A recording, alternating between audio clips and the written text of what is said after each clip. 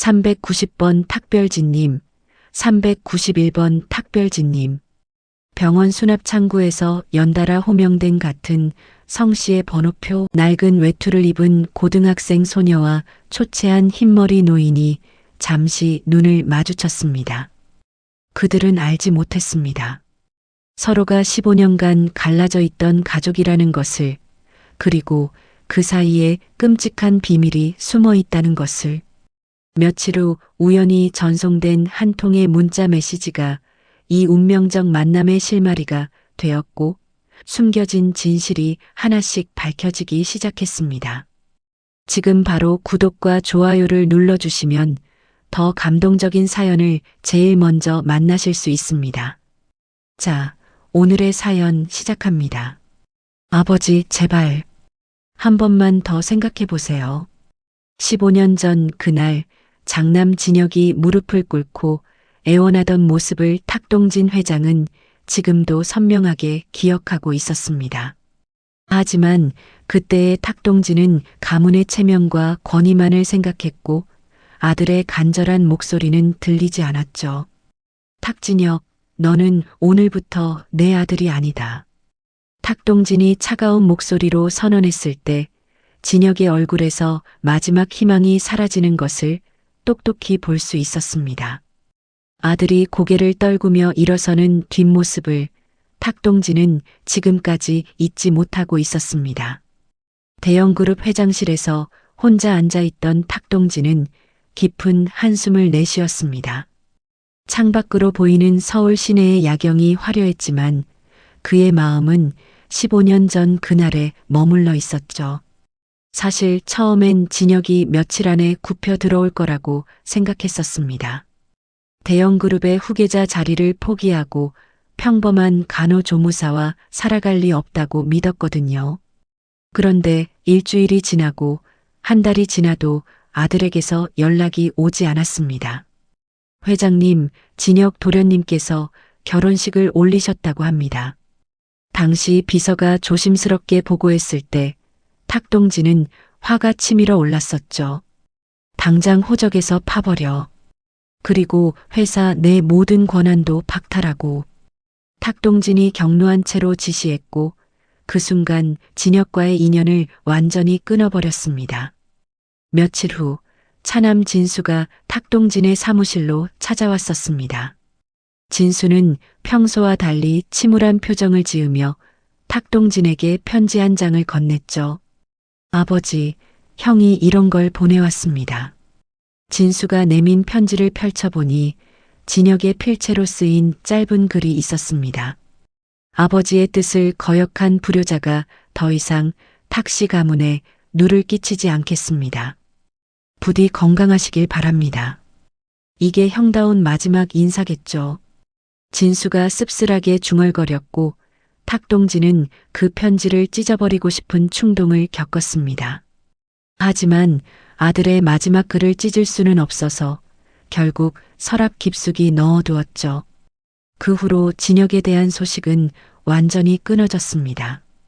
진수는 탁동진에게 충성하는 모습을 보이며 그룹 업무에 전념했고 탁동진 역시 장남에 대한 생각을 지우려고 애썼습니다. 몇 년이 흐르자 그룹 내에서도 진혁의 존재를 기억하는 사람들이 점점 줄어들었죠. 회장님, 인사 기록 정리가 끝났습니다. 진수가 보고할 때마다 탁동진은 묘한 안도감을 느꼈습니다. 진혁의 흔적이 하나둘씩 사라져가는 것을 보며 이제 정말 끝났다고 생각했거든요. 하지만 시간이 흘수록 이상한 일들이 생기기 시작했습니다. 밤에 잠이 오지 않아 혼자 서재에 앉아 있으면 자꾸만 진혁이 어렸을 때 모습이 떠올랐죠. 5살 진혁이 탁동진의 무릎에 앉아 아빠 나중에 커서 아빠처럼 될 거야 라고 말하던 천진난만한 얼굴이 자꾸 생각났습니다. 왜 그때 좀 더 대화를 나눠보지 않았을까? 탁동진은 혼잣말을 중얼거리며 후회했지만 이미 늦었다고 스스로를 달랬습니다. 10년이 넘는 시간이 흘러 탁동진은 70을 넘긴 노인이 되었습니다. 몸도 예전 같지 않아서 병원을 자주 드나들게 되었고 그룹 경영도 점차 진수에게 맡기고 있었죠. 그런데 어느 날 병실에서 혼자 천장을 바라보며 누워 있는데 갑자기 진혁이 그리워졌습니다. 도대체 지금 어디서 뭘 하고 있을까? 탁동진은 침대에서 일어나 창밖을 내다보며 깊은 한숨을 쉬었습니다. 그리고 그날 밤 마침내 결심을 했죠. 다음 날 아침 탁동진은 가장 신뢰하는 개인 비서인 김 비서를 불렀습니다. 김 비서는 20년 넘게 탁동진 곁에서 일해온 충실한 사람이었습니다. 김 비서, 네, 회장님. 김 비서가 단정한 자세로 대답했습니다. 진수한테는 절대 알리지 말고 진혁의 현재 거주지와 연락처를 찾아봐. 탁동진은 조심스럽게 지시했고 김 비서는 놀란 표정을 지었지만 고개를 끄덕였습니다. 알겠습니다. 최대한 은밀하게 진행하겠습니다. 김 비서가 나간 후 탁동진은 서재에서 혼자 깊은 생각에 잠겼습니다. 15년이라는 세월이 흐른 지금 과연 진혁을 찾을 수 있을지 확신이 서지 않았거든요. 일주일 후 김 비서가 침통한 얼굴로 탁동진 앞에 나타났습니다. 그의 표정만 봐도 좋지 않은 소식이라는 걸 직감할 수 있었습니다. 회장님, 진혁 도련님께서 사용하셨던 모든 계좌가 폐쇄되어 있습니다. 김 비서가 조심스럽게 보고했습니다. 휴대폰 번호도 오래전에 해지되어서 현재는 재활용 대기 상태라고 합니다.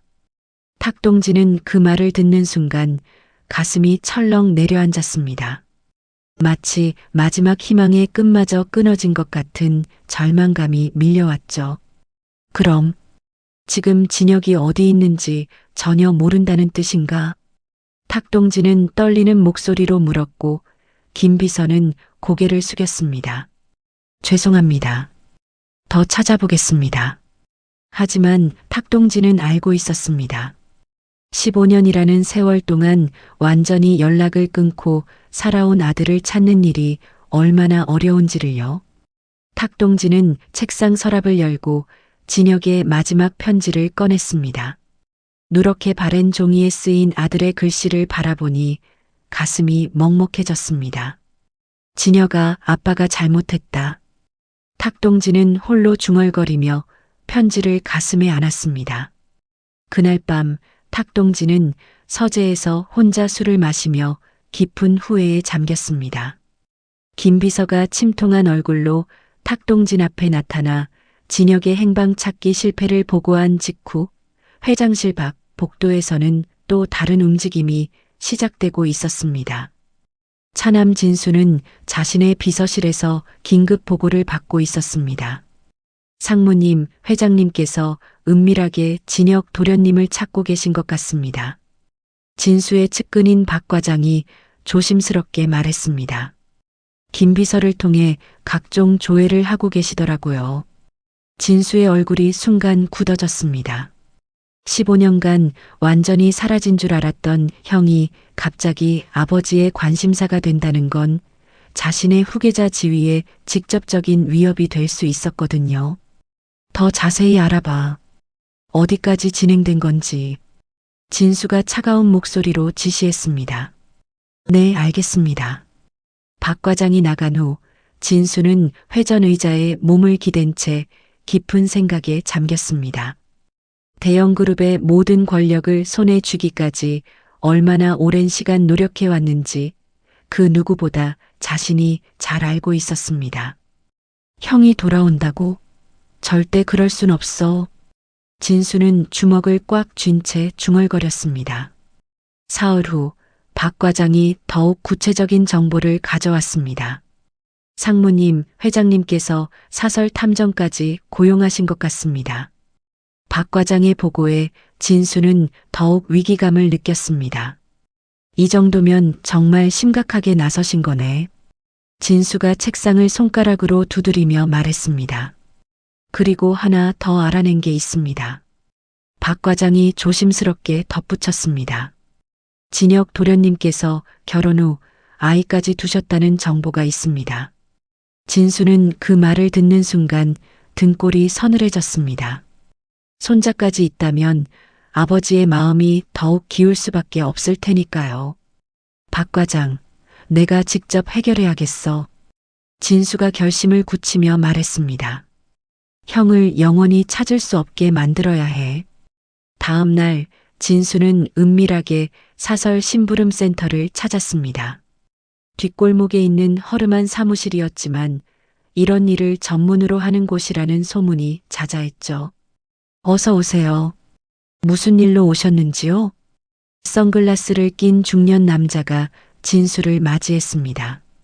사람 하나를 찾아야 하는데 아주 은밀하게 말이야. 진수가 거액이 든 봉투를 테이블 위에 올려놓았습니다. 이 정도면 어떤 일이든 가능합니다. 남자가 봉투를 확인하고 만족스러운 표정을 지었습니다. 진수는 진혁의 인적사항과 마지막 거주지 정보를 넘겼습니다. 정확한 현재 거주지와 일상 이동 경로를 파악해줘. 특히 혼자 다니는 시간대를 중점적으로 말이야. 네, 일주일이면 충분할 것 같습니다. 남자가 자신 있게 대답했습니다. 일주일 후 심부름센터에서 상세한 보고서가 나왔습니다. 진혁 씨는 현재 경기도 외곽의 한 공장에서 야간 경비원으로 일하고 있습니다. 남자가 사진과 함께 설명했습니다.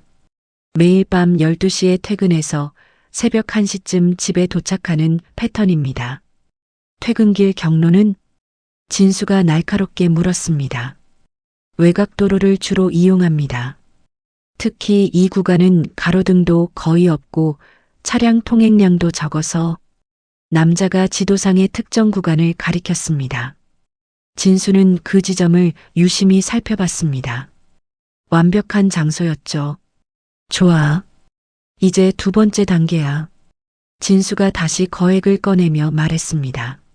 사채업자로 위장해서 이 사람을 막아서는 거야. 진수는 치밀하게 계획을 설명했습니다. 진혁이 퇴근하는 길목에서 사채업자들이 차를 막아서고 빚 독촉으로 시비를 걸게 하는 것이었습니다. 그리고 그 순간 미리 준비된 트럭이 우연을 가장해서 진수의 설명을 들은 남자는 고개를 끄덕였습니다. 완벽한 계획이네요. 단순 교통사고로 처리될 거고요. 2주일 후 모든 준비가 완료됐습니다. 진수는 그날 밤 사무실에서 초조하게 기다렸습니다. 새벽 1시 30분 진수의 휴대폰이 울렸습니다. 완료됐습니다. 심부름센터의 간단한 보고였습니다. 진수는 안도의 한숨을 쉬었습니다. 이제 형은 영원히 돌아올 수 없게 됐으니까요. 사고 현장에서는 미리 계획된 대로 모든 일이 진행됐습니다. 사채업자로 위장한 사람들이 진혁의 차를 막아서자 당황한 진혁이 차에서 내렸습니다. 야, 탁진혁? 언제까지 빚을 안 갚을 거야? 한 명이 소리를 지르며 진혁에게 다가갔습니다. 뭐라고요? 저는 빚진 게 없는데요. 진혁이 당황하며 대답했습니다. 그 순간 미리 대기하고 있던 대형 트럭이 전속력으로 달려왔습니다. 운전자는 이미 술에 취한 상태로 조작되어 있었고 브레이크를 밟을 생각도 없었죠. 쾅! 끔찍한 충돌음과 함께 진혁의 차는 완전히 박살났습니다. 심부름센터 직원들은 미리 받은 지시에 따라 움직였습니다. 그들은 재빠르게 파손된 차량에서 진혁의 낡은 스마트폰을 수거했죠. 이것도 처리하라고 했지? 한 직원이 동료에게 속삭이며 스마트폰을 보여줬습니다. 완전히 없애버리라고 했어. 그들은 현장에서 멀리 떨어진 곳으로 이동한 뒤 미리 준비한 망치로 스마트폰을 완전히 파괴했습니다. 부서진 조각들은 여러 곳에 나누어 버려져 영원히 복구 불가능한 상태가 되었죠. 심부름센터 대표가 바로 진수에게 완료 보고를 했습니다. 모든 처리가 끝났습니다. 스마트폰도 완전히 파괴해서 흔적도 남지 않았고요. 잘했어. 이제 정말 끝이야. 진수는 안도의 한숨을 쉬었습니다. 한편 집에서 남편을 기다리고 있던 윤영은 새벽 4시가 넘도록 연락이 없자 불안해하기 시작했습니다. 여보, 왜 이렇게 늦지? 윤영이 진혁의 휴대폰에 전화를 걸어봤지만 이미 파괴되어 연결될 리 없었습니다. 새벽 6시쯤 경찰서에서 연락이 왔습니다. 혹시 탁진혁 씨의 가족분이신가요? 교통사고가 났는데.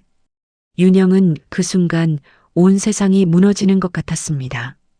남편의 갑작스러운 사망 후 윤영은 극심한 생활고에 시달렸습니다. 진혁의 야간 경비원 월급만으로는 생활비도 부족했는데 갑자기 수입이 완전히 끊어진 것이죠. 더 큰 문제는 진혁 명의로 된 각종 금융 서비스에서 채권자들이 압류를 시도한다는 것이었습니다. 고객님, 남편분 명의 통장이 압류 예정이라고 통지서가 나왔어요. 은행 직원이 윤영에게 알려줬습니다. 그럼 어떻게 해야 하나요? 윤영이 눈물을 흘리며 물었습니다. 모든 계좌를 정리하시는 게 나을 것 같아요. 통신비 같은 것도 계속 나갈 테니까요. 윤영은 어쩔 수 없이 진혁 명의의 모든 금융 및 통신 서비스를 완전히 정리했습니다. 그리고 몇 달 후 설상가상으로 위암 3기 판정을 받았죠. 엄마 괜찮아요? 12살 딸 유진이 걱정스럽게 물었습니다. 응, 괜찮아. 우리 유진이는 걱정 마. 윤영은 딸 앞에서만큼은 강한 모습을 보이려 애썼지만 앞으로 얼마나 더 버틸 수 있을지 확신이 서지 않았습니다.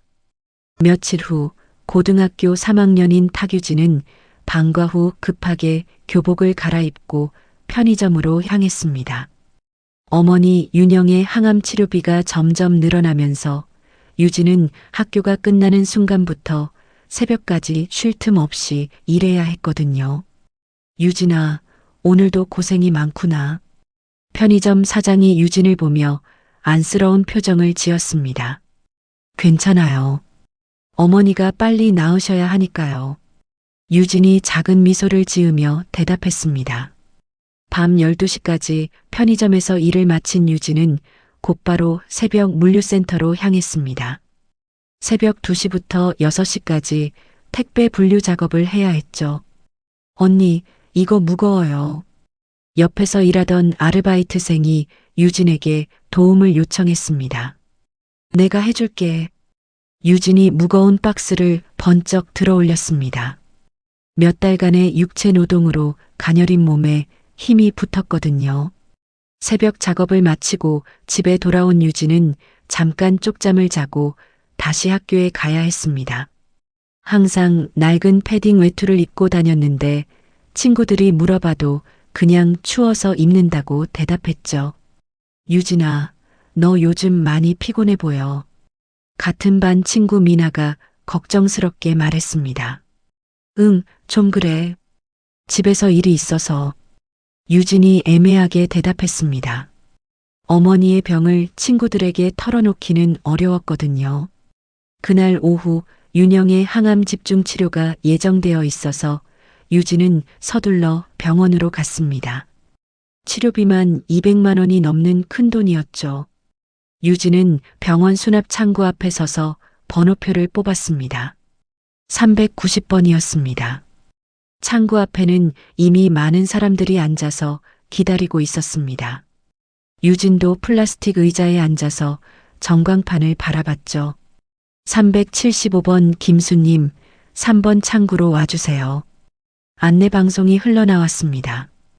유진은 낡은 가방에서 구겨진 현금 봉투를 꺼냈습니다. 편의점과 물류센터에서 받은 일당들을 모은 것이었죠. 이걸로 부족하면 어떻게 하지?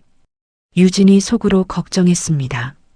시간이 흘러서 드디어 유진의 차례가 다가왔습니다. 390번 탁별진님, 3번 창구로 와주세요. 전광판에 유진의 번호가 표시되었습니다. 유진이 지친 몸을 이끌고 천천히 일어나서 창구 쪽으로 걸어갔습니다. 몇 달간의 과로로 걸음걸이도 예전 같지 않았거든요. 그런데 유진이 창구로 다가서는 순간 옆 창구에서 다른 안내 방송이 나왔습니다. 391번 탁별진님, 4번 창구로 와주세요. 유진은 그 소리를 듣는 순간 깜짝 놀랐습니다. 탁씨 성을 가진 사람을 만나는 것은 정말 드문 일이었거든요. 유진이 고개를 돌려서 4번 창구 쪽을 바라봤습니다. 초췌한 흰머리의 노인이 천천히 4번 창구로 향하고 있었죠. 그 노인은 탁동진이었습니다. 최근 들어 자주 병원을 드나들고 있던 터였거든요. 탁동진도 390번 호출을 들었을 때 깜짝 놀랐습니다. 자신과 같은 성씨를 가진 사람이 바로 앞 번호라니 너무 신기했거든요. 탁동진이 고개를 돌려서 3번 창구를 바라보니 고등학생쯤 되어 보이는 여학생이 서 있었습니다. 낡은 패딩 외투를 입고 있었지만 눈빛만은 또렷했죠. 탁유진과 탁동진의 시선이 잠시 마주쳤습니다. 두 사람 모두 각자의 고민과 걱정으로 지쳐 있었지만 그 짧은 순간 동안 묘한 동질감을 느꼈죠. 탁동진은 유진을 보는 순간 알 수 없는 기시감을 느꼈습니다. 어딘가에서 본 듯한 친숙함이 있었거든요. 저 아이 왜 이렇게 낯이 익지? 탁동진이 속으로 궁금해했습니다. 유진의 눈빛에서 젊은 시절 진혁의 모습이 어렴풋이 떠올랐죠.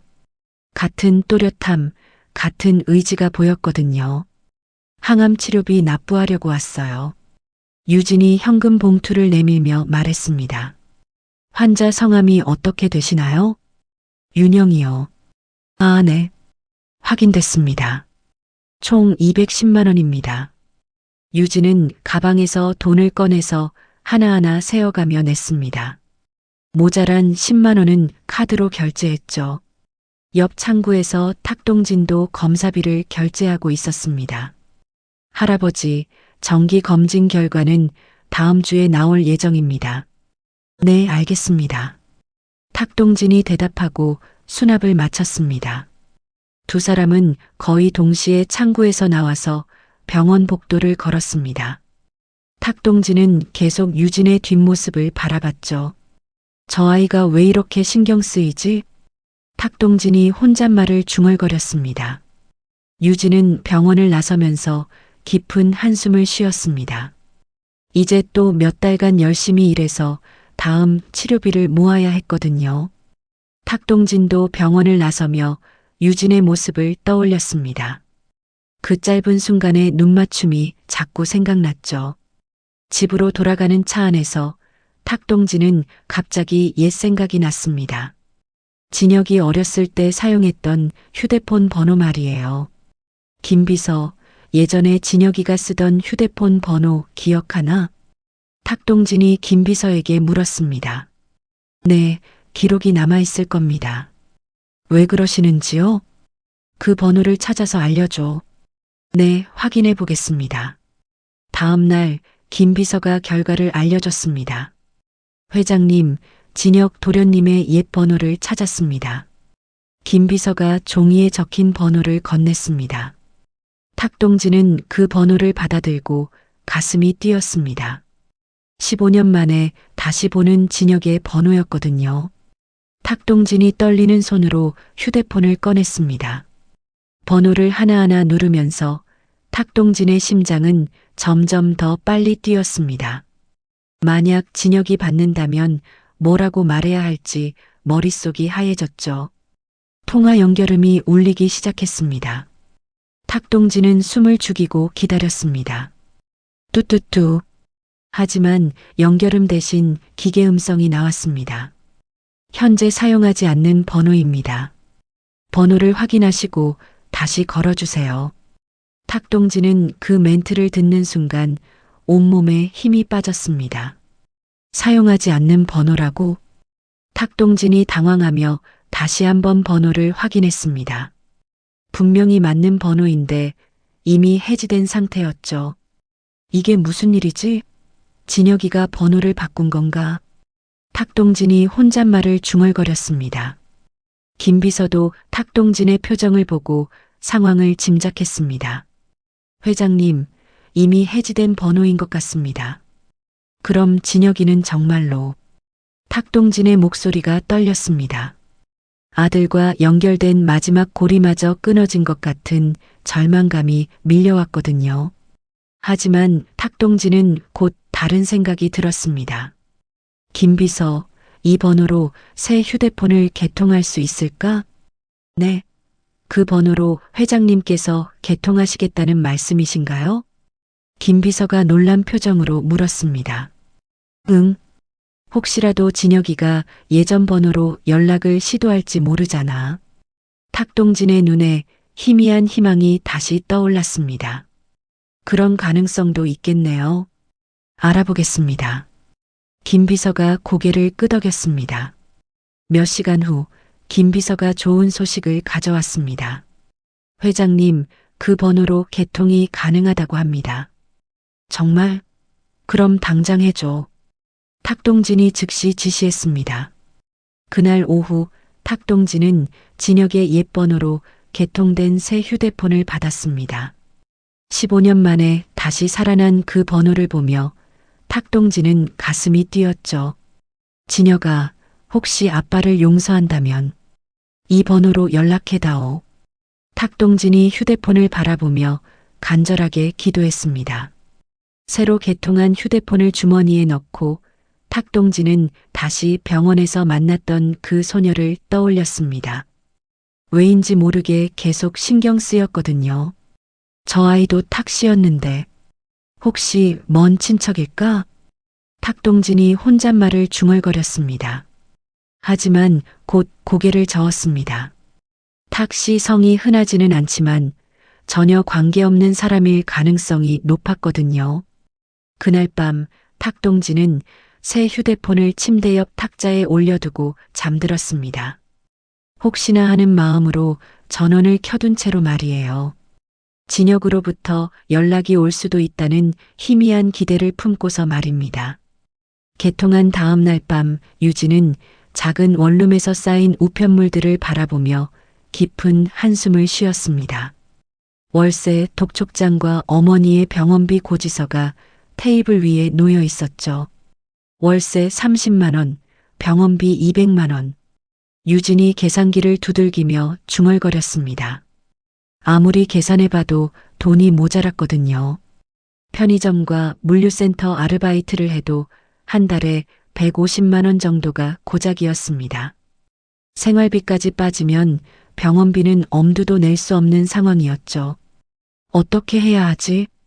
유진이 머리를 감싸 안으며 절망했습니다. 그때 옆방에서 어머니의 기침 소리가 들려왔습니다. 항암 치료 부작용으로 몸이 더욱 약해진 윤영이었죠. 유진아, 괜찮아? 윤영이 문을 열고 나오며 걱정스럽게 물었습니다. 네, 엄마. 그냥 숙제하고 있어요. 유진이 급하게 고지서들을 감추며 대답했습니다. 너무 무리하지 마라. 엄마가 빨리 나아서 일해야지.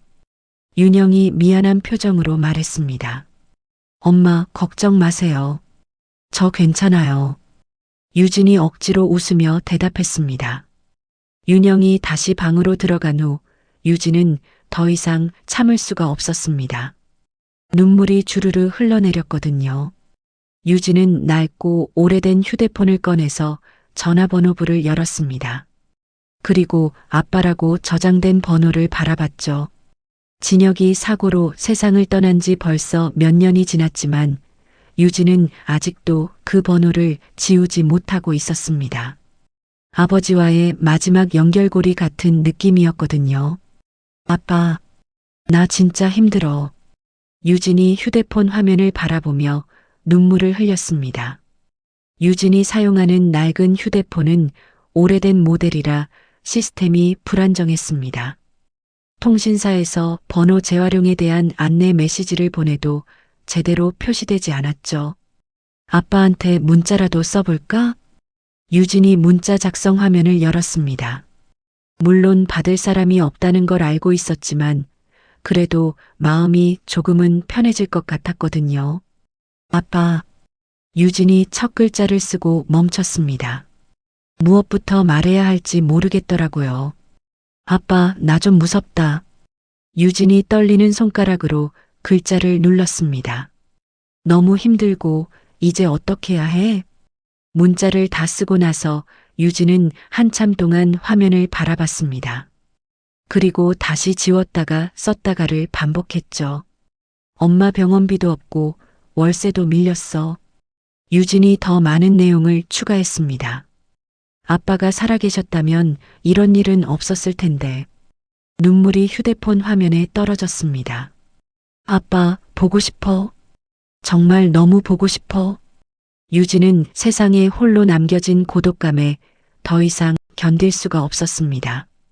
그리고 무의식적으로 전송 버튼을 눌렀죠.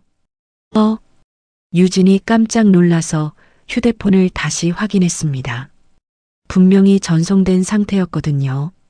뭐지? 이상하네. 유진이 고개를 갸우뚱했지만 곧 신경 쓰지 않기로 했습니다. 어차피 받을 사람이 없는 번호니까 상관없다고 생각했거든요. 한편 탁동진은 저택 거실에서 혼자 술을 마시며 공허한 마음을 달래고 있었습니다. 새로 개통한 휴대폰이 테이블 위에 놓여 있었지만 하루 종일 아무 연락도 없었죠. 진혁이가 정말 연락할까? 탁동진이 술잔을 기울이며 혼잣말을 했습니다. 그때 갑자기 테이블 위에 휴대폰이 진동했습니다. 탁동진이 깜짝 놀라서 휴대폰을 바라봤습니다. 화면에 문자 메시지 알림이 떠 있었거든요. 정말 연락이 왔나? 탁동진이 떨리는 손으로 휴대폰을 들었습니다. 심장이 너무 빨리 뛰어서 숨이 가빠졌죠. 조심스럽게 화면을 터치해서 문자를 확인했습니다. 아빠, 나 좀 무섭다. 너무 힘들고 이제 어떻게 해야 해? 엄마 병원비도 없고 월세도 밀렸어. 아빠가 살아계셨다면 이런 일은 없었을 텐데. 아빠, 보고 싶어. 정말 너무 보고 싶어. 탁동진은 그 문자를 읽는 순간 온몸에 전류가 흐르는 것 같았습니다. 이게 뭐지? 탁동진이 문자를 다시 한번 읽어봤습니다. 누군가가 아빠에게 보낸 문자였는데 내용이 너무나 절실했거든요. 아빠가 살아계셨다면. 탁동진은 그 구절에서 뭔가 이상함을 느꼈습니다. 문자를 보낸 사람의 아버지는 이미 세상에 없다는 뜻이었거든요. 혹시 이 문자를. 탁동진의 머릿속에 갑자기 한 가지 가능성이 떠올랐습니다.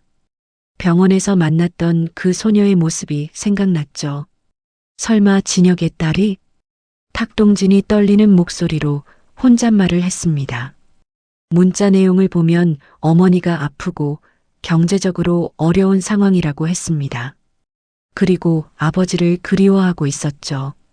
이 문자를 보낸 사람이 내 손녀일까?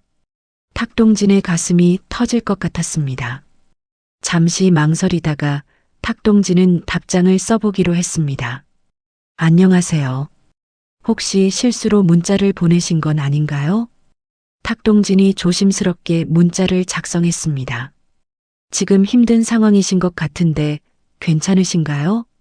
전송 버튼을 누르기 전에 탁동진은 한참 동안 고민했습니다. 만약 정말 손녀라면 어떻게 해야 할까 하는 생각이 들었거든요. 일단 보내보자. 탁동진이 용기를 내서 전송 버튼을 눌렀습니다. 문자가 전송되고 나서 탁동진은 초조하게 답장을 기다렸습니다. 만약 답장이 온다면 그때부터 진짜 대화가 시작될 거였거든요. 제발 내 손녀였으면 좋겠다. 탁동진이 간절하게 기도했습니다. 한편 유진은 침대에 누워서 천장을 바라보고 있었습니다. 아버지에게 문자를 보냈다는 생각에 마음이 조금 편해졌거든요. 그때 휴대폰이 진동했습니다. 누가 문자를 보냈지? 유진이 휴대폰을 확인해 봤습니다. 모르는 번호에서 온 문자였죠. 안녕하세요. 혹시 실수로 문자를 보내신 건 아닌가요? 지금 힘든 상황이신 것 같은데 괜찮으신가요? 유진은 그 문자를 보고 깜짝 놀랐습니다. 이게 뭐지? 유진이 자신이 보낸 문자를 다시 확인해 봤습니다. 분명히 아버지 번호로 보냈는데 다른 사람이 받은 것 같았거든요. 아빠 번호가 바뀐 건가? 유진이 당황하며 생각했습니다. 하지만 문자 내용이 너무 따뜻해서 유진은 마음이 조금 누그러졌습니다. 힘든 상황을 걱정해주는 누군가가 있다는 게 위로가 되었거든요. 답장을 해봐야겠다. 유진이 문자를 작성하기 시작했습니다. 유진과 탁동진의 문자 대화는 밤새도록 이어졌습니다. 처음에는 조심스럽게 시작했지만 점차 서로에게 마음을 열기 시작했죠. 혹시 실례가 안 된다면 통화를 해볼까요? 탁동진이 문자로 제안했습니다. 네, 좋아요. 유진이 간단하게 답장을 보냈습니다. 몇 분 후 탁동진의 전화가 왔습니다. 여보세요? 유진이 조심스럽게 받았습니다. 안녕하세요. 문자 주고받던 사람입니다. 탁동진의 목소리는 따뜻했지만 어딘가 떨리고 있었습니다. 안녕하세요. 갑자기 이상한 문자 보내서 죄송해요. 유진이 미안해하며 말했습니다. 아니에요. 혹시 성함이 어떻게 되시나요? 탁동진이 조심스럽게 물었습니다. 탁유진이에요. 유진의 대답에 탁동진의 심장이 크게 뛰었습니다. 역시 탁씨 성이었고 병원에서 만났던 그 소녀의 가능성이 높았거든요.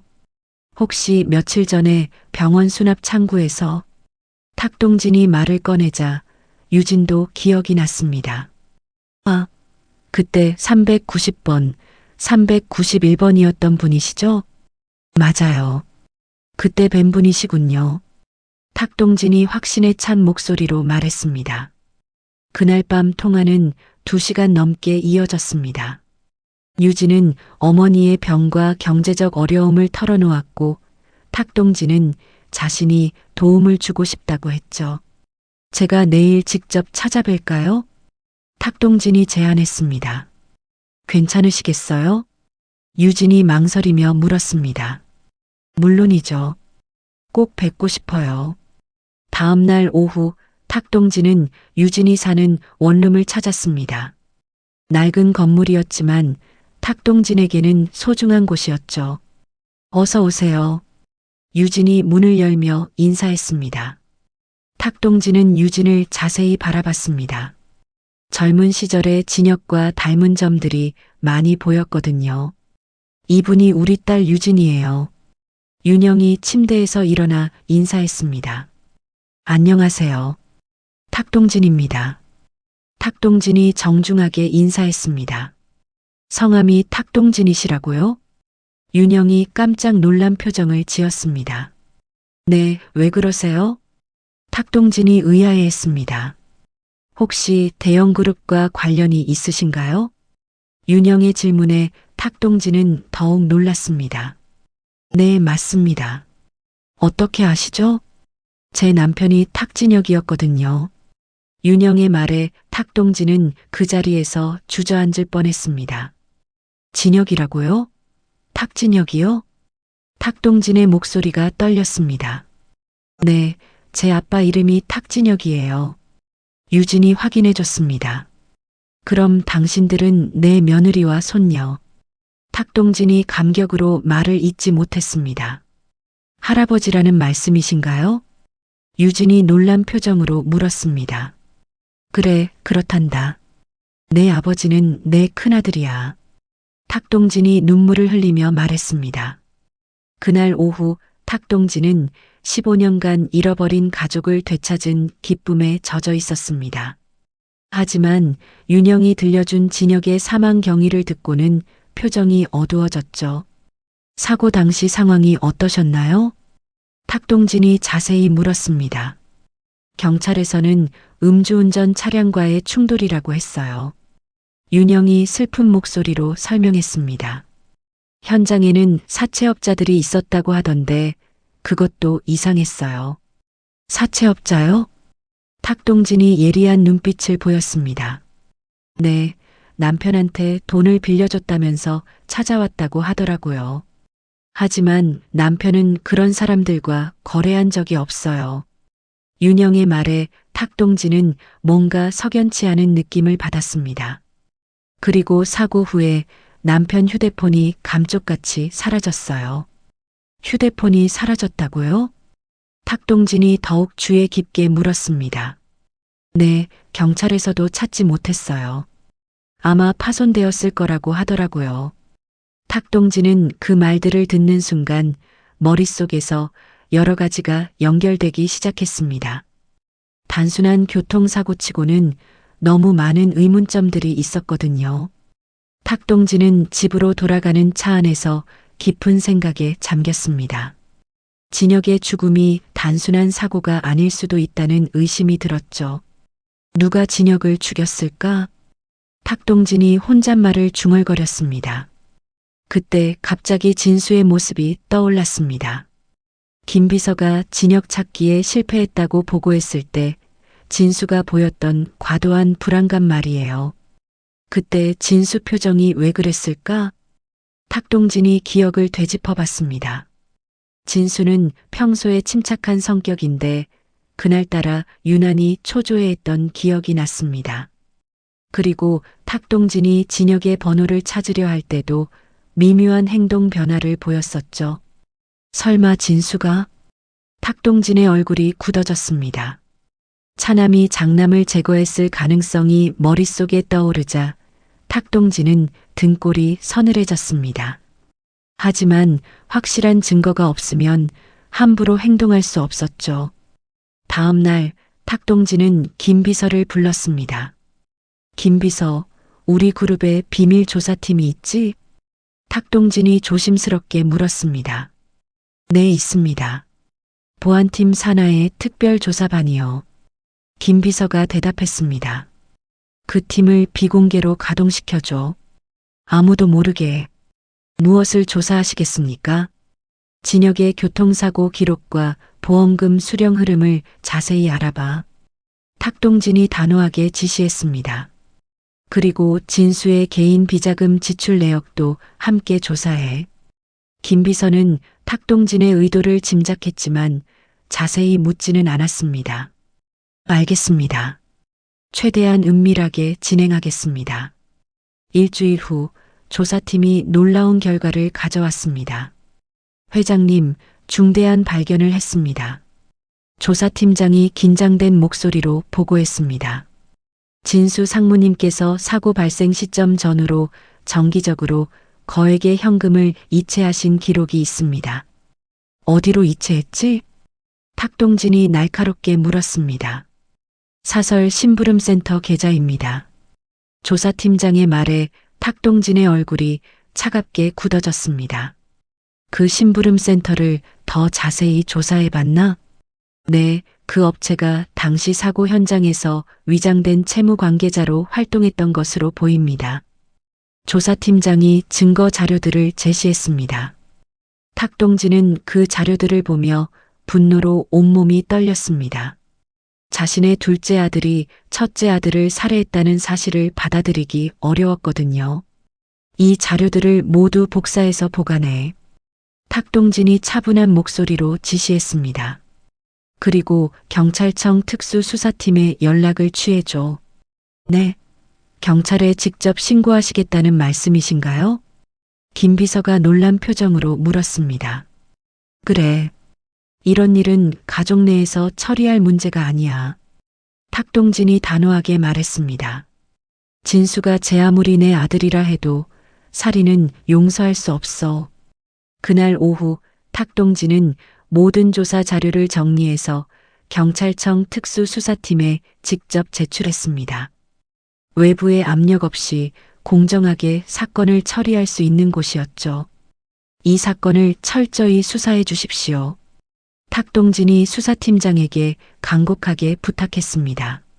네, 알겠습니다. 신중하게 수사하겠습니다. 수사팀장이 진지하게 대답했습니다. 집으로 돌아오는 길에 탁동진은 복잡한 심경에 빠져 있었습니다. 한편으로는 진혁의 억울한 죽음을 밝힐 수 있다는 희망이 있었지만 다른 한편으로는 둘째 아들을 잃게 될 슬픔도 있었거든요. 하지만 정의는 반드시 실현되어야 해. 탁동진이 결연한 표정으로 중얼거렸습니다. 그날 밤 탁동진은 유진에게 전화를 걸었습니다. 유진아, 할아버지야. 네, 할아버지. 내 아버지 일에 대해서 좋은 소식이 있을 거야. 탁동진이 따뜻한 목소리로 말했습니다. 정말요? 응, 진실은 반드시 밝혀질 거란다. 탁동진은 손녀에게 희망을 주고 싶었습니다. 비록 과정은 힘들겠지만 결국 정의가 승리할 거라고 믿었거든요. 일주일 후 김 비서가 급히 탁동진을 찾아왔습니다. 회장님, 경찰에서 연락이 왔습니다. 김 비서가 흥분된 목소리로 말했습니다. 어떤 연락이지? 탁동진이 책상에서 고개를 들었습니다. 진수 상무님에 대한 체포영장이 발부되었다고 합니다. 김 비서의 말에 탁동진은 잠시 말을 잇지 못했습니다. 예상했던 일이지만 막상 현실이 되니 착잡했거든요. 언제 체포되나? 탁동진이 무거운 목소리로 물었습니다. 지금 수사관들이 상무님 사무실로 향하고 있다고 합니다. 알겠어. 더 이상 개입하지 마. 탁동진이 고개를 끄덕였습니다. 1시간 후 대형그룹 본사는 발칵 뒤집혔습니다. 수사관들이 진수를 체포해가는 모습을 직원들이 목격했거든요. 상무님이 왜 체포되신 거예요? 무슨 일이 있었던 건가요? 직원들이 수군거렸지만 탁동진은 어떤 설명도 하지 않았습니다. 그날 오후 탁동진은 곧바로 윤영이 입원해 있던 병원으로 향했습니다. 며느리와 손녀를 위해 해야 할 일이 있었거든요. 윤영 씨, 안 계신가요? 탁동진이 병실 문을 두드렸습니다. 아, 아버님. 어서 들어오세요. 윤영이 침대에서 일어나려고 했지만 탁동진이 말렸습니다. 괜찮습니다. 그냥 누워 계세요. 할아버지, 무슨 일이세요? 유진이 의자에서 일어서며 물었습니다. 두 사람에게 좋은 소식을 전하러 왔어. 탁동진이 미소를 지으며 말했습니다. 진혁 사건이 해결됐단다. 범인이 잡혔어. 윤영과 유진은 그 말을 듣고 깜짝 놀랐습니다. 정말요? 누가 저희 아빠를? 유진이 눈물을 글썽이며 물었습니다. 탁동진은 잠시 망설였지만 결국 진실을 말하기로 했습니다. 진수야, 내 삼촌이었어. 유진이 그 말을 듣고 충격받은 표정을 지었습니다. 삼촌이요? 왜요? 후계자 자리를 지키려고 그랬나 봐.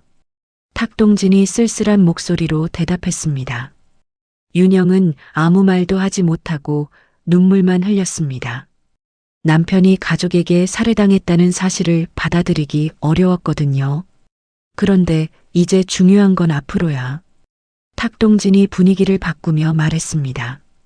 윤영 씨를 최고의 병원으로 옮겨서 제대로 치료받게 하고 싶어요. 아니에요, 아버님. 이미 충분히 신경 써주셨는데. 윤영이 손사래를 쳤습니다. 아니야. 내 며느리가 이런 곳에서 치료받을 순 없어. 탁동진이 단호하게 말했습니다. 우리 그룹 소유의 암 전문 의료시설로 당장 옮기자. 다음 날 윤영은 서울 시내 최고급 암 전문 병원으로 이송되었습니다. 개인 병실에는 최신 의료 장비들이 갖춰져 있었죠. 어머니, 여기 정말 좋네요. 유진이 넓은 병실을 둘러보며 감탄했습니다. 너무 과분해요. 윤영이 미안한 표정으로 말했습니다.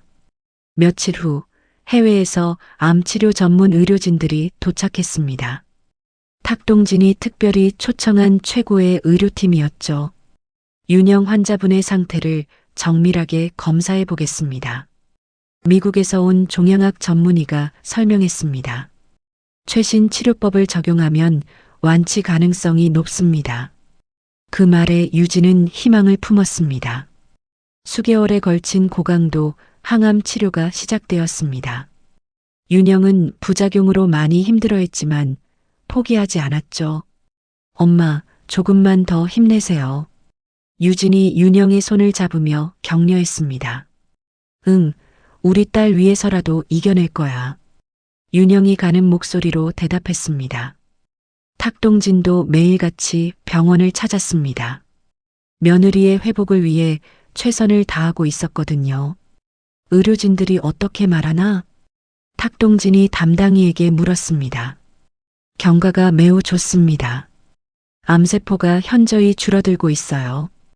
의사의 대답에 탁동진은 안도의 한숨을 쉬었습니다. 치료 시작 후 5달째 드디어 기적 같은 소식이 들려왔습니다. 축하드립니다. 암세포가 완전히 소멸됐습니다. 담당이가 환한 미소를 지으며 발표했습니다. 정말요? 정말 완치된 거예요? 유진이 믿을 수 없다는 표정으로 물었습니다. 네, 더 이상 암세포는 발견되지 않습니다.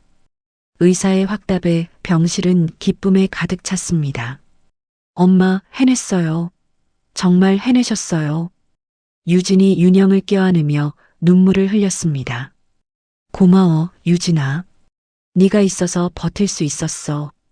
윤영도 딸을 꼭 안으며 감격했습니다. 며칠 후 퇴원을 앞두고 탁동진이 윤영의 병실을 찾았습니다. 평소와 달리 조심스러운 발걸음이었죠. 윤영 씨, 잠깐 이야기 좀 할 수 있을까요? 탁동진이 유진에게 잠시 자리를 비켜달라고 부탁했습니다. 네, 알겠어요. 유진이 병실을 나간 후 탁동진은 윤영의 침대 곁 의자에 앉았습니다. 윤영 씨, 탁동진이 조심스럽게 입을 열었습니다. 네, 아버님. 윤영이 고개를 돌려 탁동진을 바라봤습니다. 제가 진혁에게 그리고 당신에게 용서받을 수 없는 일을 저질렀어요. 탁동진의 목소리가 떨리기 시작했습니다. 제 고집과 편견 때문에 가족을 해체시켰고 당신들을 힘들게 했습니다. 탁동진이 눈물을 글썽이며 계속했습니다. 특히 진혁이 죽기 전에 화해하지 못한 것이 평생 후회가 될 거예요. 윤영은 말없이 탁동진의 고백을 들었습니다. 늦었지만 정말로 미안합니다. 탁동진이 깊이 고개를 숙였습니다. 제발 용서해 주세요. 윤영은 한참 동안 아무 말도 하지 않았습니다. 그리고 천천히 고개를 끄덕였죠. 아버님도 많이 힘드셨을 거예요. 윤영이 조용히 말했습니다. 진혁이도 아버님을 원망하지 않았을 거예요. 그 말에 탁동진의 눈에서 눈물이 주르르 흘러내렸습니다. 병실 창가에서 이 모든 장면을 지켜보던 유진은 가슴이 뭉클해졌습니다. 할아버지의 진심 어린 사과와 어머니의 너그러운 용서를 보며 오랫동안 갈라져 있던 가족이 다시 하나가 되는 것을 느꼈거든요. 이제 정말 가족이 된 것 같아요. 유진이 혼잣말을 중얼거렸습니다. 세 사람 사이에 존재했던 차가운 벽이 무너지고 비로소 가족이라는 새로운 형태의 따뜻한 공기가 병실 안을 감쌌습니다. 그날 저녁 탁동진은 윤영과 유진과 함께 병원 식당에서 저녁 식사를 했습니다. 10여 년 만에 가족이 한자리에 모인 식사였죠. 유진아, 이제 학업에만 집중해라. 탁동진이 손녀를 바라보며 말했습니다. 더 이상 아르바이트 할 필요 없어. 정말요, 할아버지? 유진이 눈을 반짝이며 물었습니다. 그럼 내 아빠가 그렇게 공부를 좋아했는데 딸도 마찬가지일 거야. 탁동진이 자상한 미소를 지었습니다. 그리고 윤영 씨도 이제 걱정 없이 회복에만 집중하세요. 감사합니다, 아버님. 윤영이 고개를 숙이며 인사했습니다. 그날 밤 탁동진은 오랜만에 평안한 잠을 잤습니다. 잃어버린 가족을 되찾았고 정의도 실현되었거든요. 비록 진혁을 다시 볼 수는 없었지만 적어도 그의 가족은 보호할 수 있게 되었습니다. 그것만으로도 탁동진에게는 큰 위안이었죠. 창밖으로 보이는 새벽 하늘이 유난히 맑고 아름다워 보였습니다. 마치 진혁이 하늘에서 이 모든 일을 지켜보며 미소 짓고 있는 것 같았거든요. 진수가 구속 수감되고 윤영이 완치 판정을 받은 지 한 달 후 대형그룹 본사 대회의실에는 긴장감이 감돌고 있었습니다. 탁동진이 전체 이사회를 소집한 것이었죠. 오늘 중요한 발표가 있어서 여러분을 모셨습니다. 탁동진이 단상에 서서 차분하게 말했습니다. 이사들은 모두 숨을 죽이고 회장의 말을 기다렸습니다. 저는 오늘부로 대형그룹의 모든 경영 일선에서 물러납니다. 탁동진의 선언에 이사회실이 술렁거렸습니다. 그리고 제 개인 재산을 손녀의 교육과 며느리의 사회 복귀를 위해 사용하겠습니다. 회장님, 갑작스러운 결정이 아닌가요? 한 이사가 조심스럽게 물었습니다. 아닙니다. 충분히 생각한 결정입니다. 탁동진이 단호하게 대답했습니다. 회의가 끝난 후 탁동진은 언론과의 기자회견을 가졌습니다. 전국의 기자들이 몰려와 플래시가 터지는 가운데 탁동진은 준비된 발언문을 읽기 시작했습니다. 저는 오늘 여러분 앞에서 중요한 발표를 하려고 합니다. 탁동진이 마이크 앞에서 말했습니다. 제 장남 탁진혁의 딸인 탁유진을 대형그룹의 정당한 상속인으로 공식 인정합니다. 기자들 사이에서 웅성거림이 일어났습니다. 15년간 사라졌던 장남의 딸이 갑자기 나타난 것이었거든요. 유진이는 제 친손녀이며 앞으로 그룹의 미래를 이끌어갈 인재로 키워나갈 것입니다.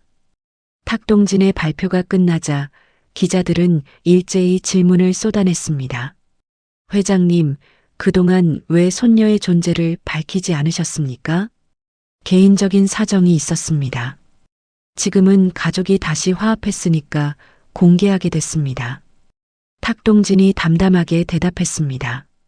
한편 집에서 기자회견을 시청하던 유진은 떨리는 마음으로 화면을 바라보고 있었습니다.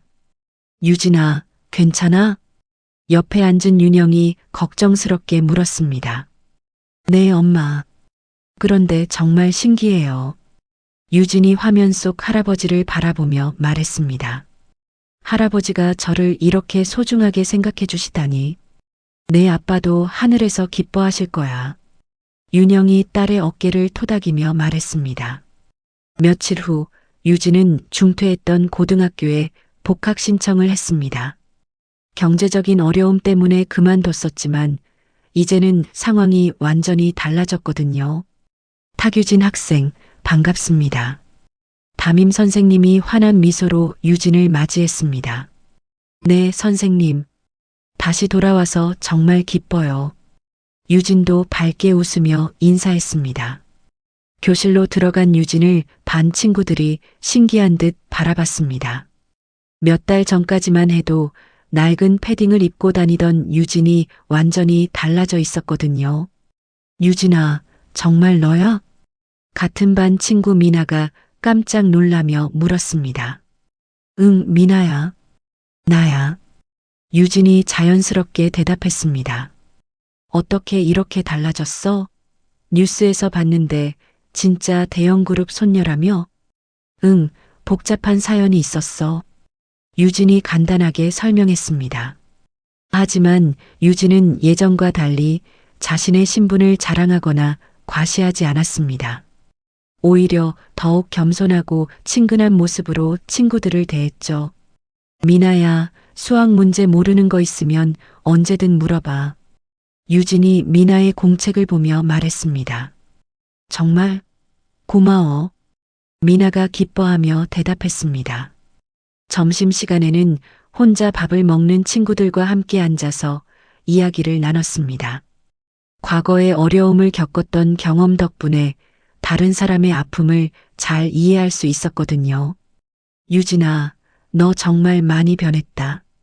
한 친구가 감탄하며 말했습니다. 예전엔 힘들어 보였는데 지금은 정말 밝아 보여. 응, 이제 희망이 생겨서 그런가 봐. 유진이 환하게 웃으며 대답했습니다. 너를 보면 나도 힘이 나. 친구의 말에 유진은 더욱 뿌듯했습니다. 자신도 모르게 다른 사람들에게 긍정적인 영향을 주고 있다는 걸 느꼈거든요. 수업 시간에도 유진은 적극적으로 참여했습니다. 그동안 아르바이트 때문에 제대로 공부하지 못했던 부분들을 열심히 따라잡았죠. 유진이 정답입니다. 정말 잘했어요. 수학 선생님이 칭찬해 주셨습니다. 감사합니다, 선생님. 유진이 공손하게 대답했습니다. 방과 후에도 유진은 친구들과 함께 도서관에서 공부했습니다. 예전에는 아르바이트 때문에 이런 시간을 가질 수 없었는데 이제는 자유롭게 학업에 집중할 수 있었거든요. 유진아, 같이 공부하니까 나도 더 열심히 하게 돼. 옆에 앉은 친구가 말했습니다. 나도 너희들과 함께 있으니까 행복해. 유진이 진심으로 대답했습니다. 한편 윤영은 완치 후 새로운 삶을 시작하고 있었습니다. 탁동진이 그룹병원에 정규직을 제안했지만 윤영은 정중히 거절했습니다.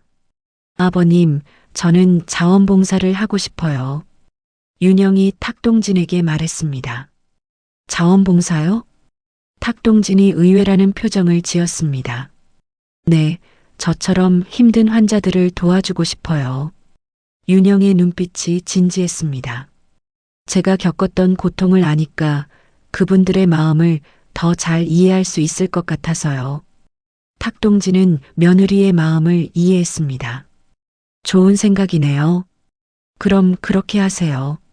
감사합니다, 아버님. 윤영이 고개를 숙여 인사했습니다. 며칠 후 윤영은 그룹병원의 자원봉사자로 활동을 시작했습니다. 특히 저소득층 암 환자들을 위한 상담과 실질적인 도움을 제공했죠. 선생님, 저도 나을 수 있을까요? 한 환자가 윤영에게 불안한 마음을 털어놓았습니다. 물론이에요. 저도 3기 판정을 받았지만 이렇게 완치됐잖아요.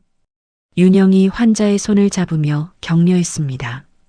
포기하지 마세요. 희망은 반드시 있어요. 윤영의 진심 어린 위로에 환자는 눈물을 흘렸습니다. 선생님, 같은 분이 계셔서 정말 다행이에요. 환자의 말에 윤영은 자신의 삶이 새로운 의미를 갖게 됐다고 느꼈습니다. 한편 탁동진은 모든 공식적인 직무에서 벗어난 후 특별한 계획을 세우고 있었습니다. 김비서, 진혁이와 윤영 씨가 살았던 그 빌라 주인과 연락을 취해봐. 탁동진이 김비서에게 지시했습니다. 네, 무슨 일로 그러시는지요? 김비서가 궁금해했습니다. 그 집을 사고 싶어. 집을 사시겠다고요? 김비서가 놀란 표정을 지었습니다. 응. 그곳에 진혁이를 위한 공간을 만들고 싶거든. 탁동진의 목소리에는 그리움이 담겨 있었습니다. 일주일 후 탁동진은 진혁이 마지막으로 살았던 빌라를 매입했습니다. 그리고 그 건물을 허물고 작은 정원을 만들기로 했죠. 회장님, 어떤 나무를 심으시겠어요? 조경업체 사장이 물었습니다. 진혁이가 어렸을 때 좋아했던 나무들로 해주세요. 탁동진이 옛 기억을 떠올리며 말했습니다. 벚나무와 은행나무, 그리고 소나무를 심어주세요. 알겠습니다. 아름다운 정원이 될 거예요. 공사가 시작되자 탁동진은 매일같이 현장을 찾았습니다. 아들을 위한 마지막 선물을 정성스럽게 준비하고 있었거든요. 한 달 후 작은 정원이 완성됐습니다. 벚나무, 은행나무, 소나무가 어우러진 아름다운 공간이었죠. 정원 한가운데에는 작은 벤치가 놓여 있었고 그 옆에는 진혁을 기리는 작은 석비가 세워져 있었습니다. 진혁아, 아빠가 늦게나마 너를 위한 공간을 만들었단다. 탁동진이 석비 앞에서 혼잣말을 했습니다. 내 딸과 아내는 이제 행복하게 살고 있어. 걱정하지 마. 그때 뒤에서 발걸음 소리가 들려왔습니다. 돌아보니 유진과 윤영이 함께 걸어오고 있었습니다. 할아버지, 여기 정말 예뻐요. 유진이 정원을 둘러보며 감탄했습니다. 내 아빠가 좋아할 것 같나? 탁동진이 손녀에게 물었습니다. 네, 분명히 좋아하실 거예요. 유진이 확신에 찬 목소리로 대답했습니다. 세 사람은 벤치에 나란히 앉아서 조용히 시간을 보냈습니다. 봄바람이 불어와 벚꽃 꽃잎들이 하늘거렸죠. 이제 정말 봄이 온 것 같네요. 윤영이 꽃잎을 바라보며 말했습니다. 응, 우리에게도 늦은 봄이 왔어. 탁동진이 고개를 끄덕이며 대답했습니다. 그날 저녁 세 사람은 함께 저녁 식사를 했습니다. 이제는 자연스러운 가족의 모습이었죠. 유진아, 학교 생활은 어때? 탁동진이 손녀에게 관심을 보였습니다. 정말 재밌어요, 할아버지. 친구들도 많이 생겼고, 유진이 환하게 웃으며 대답했습니다. 그리고 제가 힘들었던 경험 때문에 다른 친구들을 더 잘 도와줄 수 있는 것 같아요. 훌륭하구나. 내 아빠도 그런 마음씨를 가진 사람이었어. 탁동진이 뿌듯한 표정으로 말했습니다. 윤영 씨는 자원봉사 일이 어때요? 정말 보람찬 일이에요, 아버님. 윤영이 밝은 표정으로 대답했습니다. 제가 도운 환자분들이 조금씩 나아지는 모습을 보면 너무 기뻐요. 좋은 일을 하고 있네요. 탁동진이 며느리를 칭찬했습니다. 그날 밤 탁동진은 서재에서 혼자 차를 마시며 창밖을 바라봤습니다. 멀리 보이는 정원의 나무들이 달빛에 비춰서 더욱 아름다워 보였습니다. 진혁아, 이제 우리 모두 행복하게 살 수 있을 것 같다. 탁동진이 창밖을 바라보며 중얼거렸습니다. 비록 네가 없지만 너의 가족은 내가 잘 지킬게. 바람에 흔들리는 나무들이 마치 진혁이 답하는 것처럼 느껴졌습니다. 늦게 온 봄이지만 이제는 정말로 따뜻한 날들이 계속될 것 같았죠. 1년 후 대형 그룹 본사 앞에는 많은 기자들이 몰려 있었습니다. 탁유진의 대학 입학 발표를 취재하기 위해서였죠. 유진 양, 서울대 의대 합격을 축하드립니다. 한 기자가 마이크를 내밀며 말했습니다. 감사합니다. 유진이 당당하면서도 겸손한 모습으로 대답했습니다. 의대를 선택한 특별한 이유가 있나요? 다른 기자가 질문했습니다. 어머니의 투병 과정을 지켜보면서 의사가 되고 싶다는 생각을 하게 됐어요. 유진의 목소리에는 확고한 의지가 담겨 있었습니다.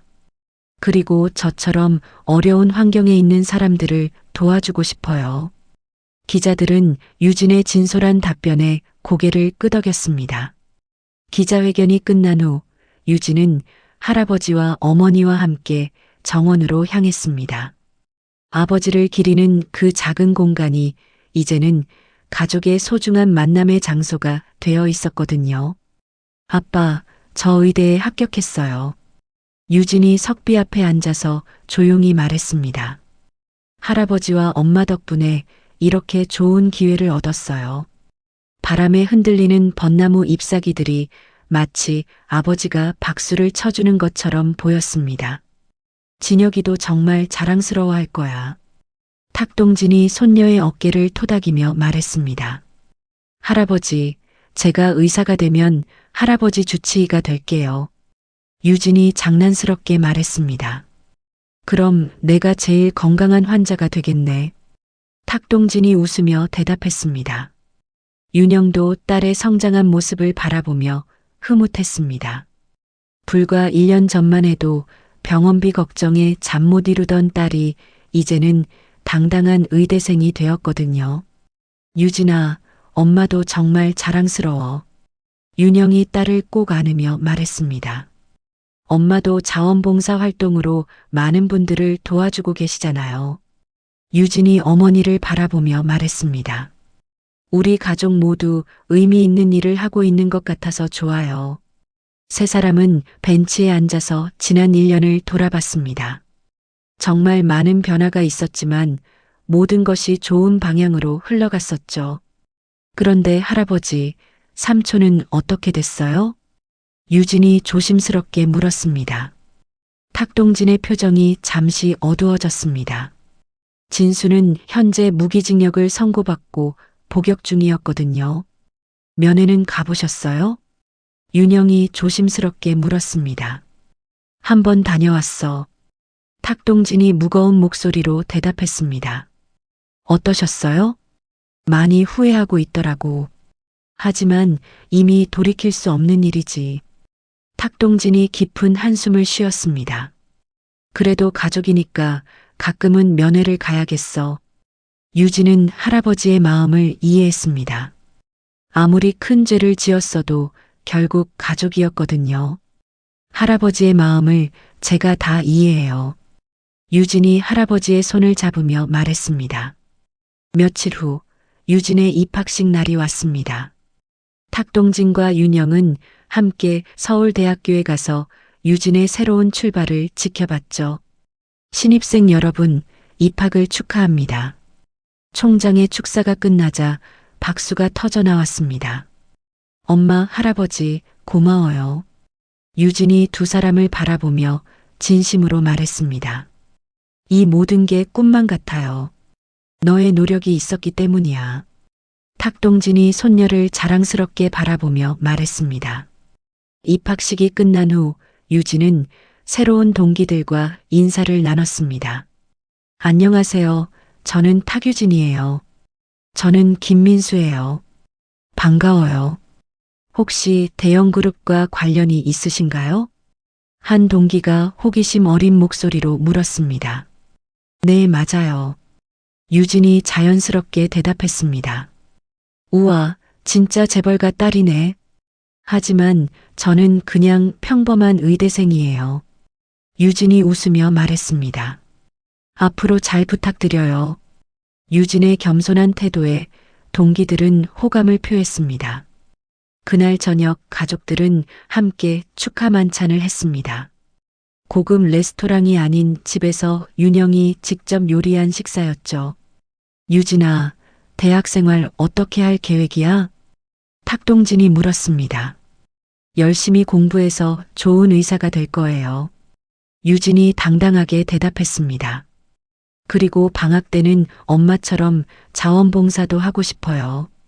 훌륭한 계획이네. 탁동진이 흐뭇하게 말했습니다. 윤영 씨는 요즘 어떠세요? 정말 보람찬 나날을 보내고 있어요. 윤영이 밝은 표정으로 대답했습니다. 지난주에 제가 도왔던 환자분이 완치 판정을 받으셨어요. 정말요? 축하할 일이네요. 탁동진이 기뻐했습니다. 그분이 저에게 고마워하시면서 우시더라고요. 윤영의 목소리에 감동이 담겨 있었습니다. 제가 받은 사랑을 다른 분들께 나눠드릴 수 있어서 행복해요. 식사 후 세 사람은 거실에서 차를 마시며 대화를 이어갔습니다. 할아버지, 회사 일은 이제 누가 하세요? 유진이 궁금해했습니다. 전문 경영인을 영입해서 맡겼어. 탁동진이 대답했습니다. 나는 이제 정말로 은퇴한 거야. 그럼 뭐라고 지내세요? 요즘은 책도 읽고 정원도 가꾸고 너희들과 시간 보내고. 탁동진이 만족스러운 표정으로 말했습니다. 그리고 가끔 진혁이 생각하면서 산책도 하고. 할아버지가 행복해 보여서 다행이에요. 유진이 진심으로 말했습니다. 그날 밤 탁동진은 서재에서 일기를 쓰고 있었습니다. 몇 달 전부터 시작한 새로운 습관이었죠. 오늘 유진이가 의대에 입학했다. 진혁이가 살아있었다면 얼마나 기뻐했을까. 탁동진이 천천히 글을 써내려갔습니다. 윤영 씨도 새로운 삶을 찾았고 나도 진정한 행복을 느끼고 있다. 비록 진혁이는 없지만 우리는 이제 진짜 가족이 되었다. 일기를 다 쓴 후 탁동진은 창밖을 바라봤습니다. 멀리 보이는 정원의 나무들이 달빛에 비춰서 신비롭게 보였습니다. 진혁아, 이제 정말 안심해도 될 것 같다. 탁동진이 창밖을 바라보며 혼잣말을 했습니다. 내 딸은 훌륭하게 자라고 있고 내 아내도 새로운 삶을 살고 있어. 바람에 흔들리는 나무들이 마치 진혁이 고개를 끄덕이는 것 같았습니다. 다음 날 아침 유진은 첫 강의를 들으러 학교에 갔습니다. 해부학 강의실에서 교수님의 첫 수업을 들었죠. 의사가 된다는 것은 단순히 병을 치료하는 것이 아닙니다.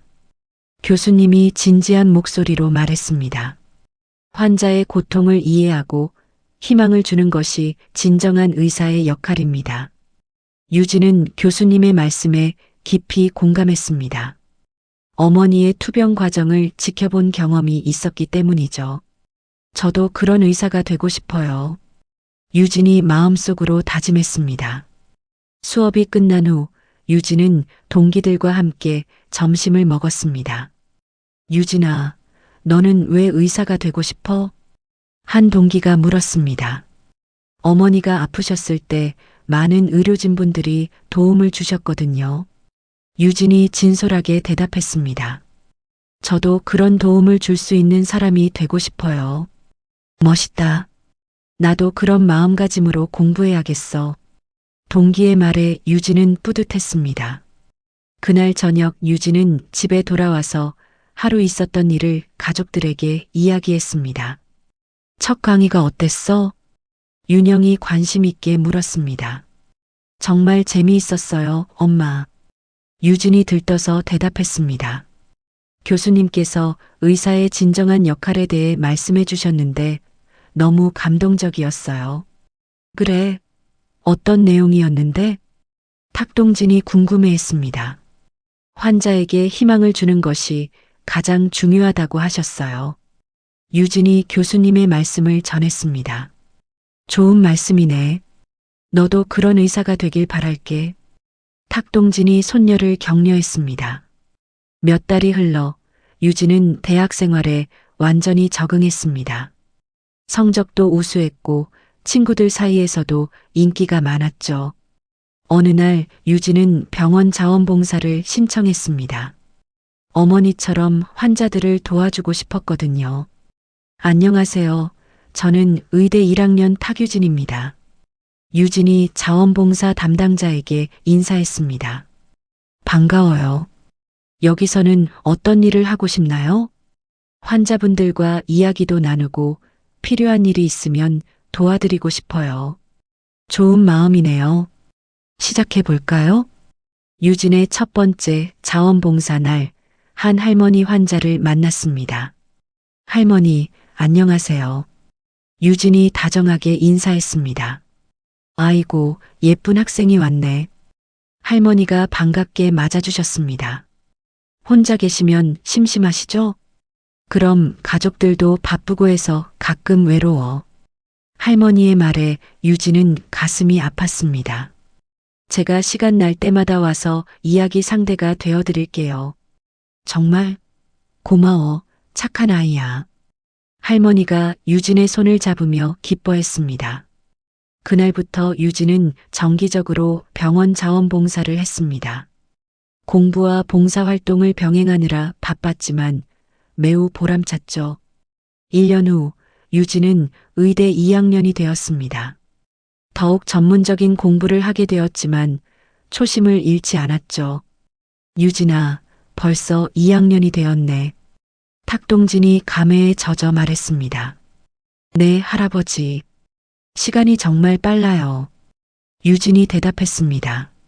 앞으로 몇 년 더 공부해야 하는데 힘들지 않아? 전혀요. 제가 하고 싶어서 선택한 길이니까요. 유진의 눈빛이 또렷했습니다. 그날 저녁 가족들은 정원에서 함께 시간을 보냈습니다. 벚나무에는 새싹이 돋아나고 있었죠. 또 봄이 왔네. 윤영이 나무를 바라보며 말했습니다. 우리에게 온 봄은 이제 영원히 계속될 거야. 탁동진이 확신에 찬 목소리로 말했습니다. 네, 할아버지. 우리는 이제 정말 행복한 가족이에요. 유진이 두 사람을 바라보며 미소 지었습니다. 석비 앞에 놓인 새로운 꽃들이 바람에 살랑거렸습니다. 마치 진혁이 가족의 행복을 축복해 주는 것 같았죠. 저 멀리서 울리는 학교 종소리가 새로운 시작을 알리는 것 같았습니다. 과거의 아픔은 이제 모두 치유되었고 앞으로는 희망만이 남아 있었거든요.